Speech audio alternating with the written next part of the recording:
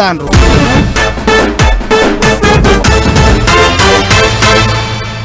ఓడవని ముచ్చట్ లెక్క తయారైంది మంచు అన్నదమ్ముళ్ళ పంచాది.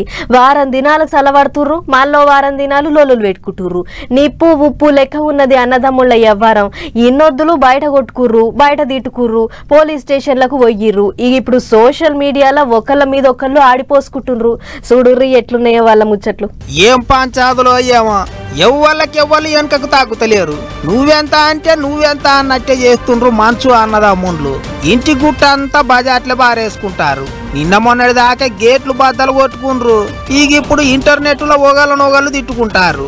సినిమాలు తీస్తారు కాబట్టి ఆ తిట్టుకునుడు కూడా సినిమా డైలాగులతోనే తిట్టుకుంటారు.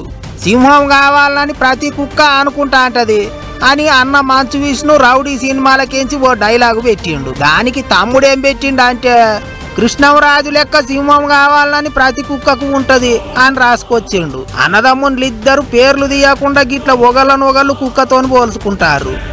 ఇట్లుంటే ఇద్దరు కొడుకుల నడమ నలిగిపోతాడట పెద్ద మనిషి మోహన్ బాబు. జల్పల్లిలో తాను పాయిరంగ కట్టుకున్న ఇంట్లో ఎవరు పడితే వాళ్ళు ఉంటారు, అందరిని బయటికి వెళ్ళగొట్టుర్రి అని రంగారెడ్డి జిల్లా ఆఫీసర్లకు షికాయతు చేసిండట మోహన్ బాబు.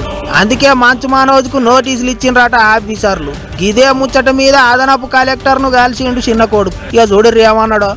నాన్నగారిని ఎప్పుడు వ్యతిరేకించడండి, ఎందుకంటే ఇది కేవలం మా నాన్నగారిని ముందు తోసి అది వెనకాల నుంచి ఆడే నాటకం.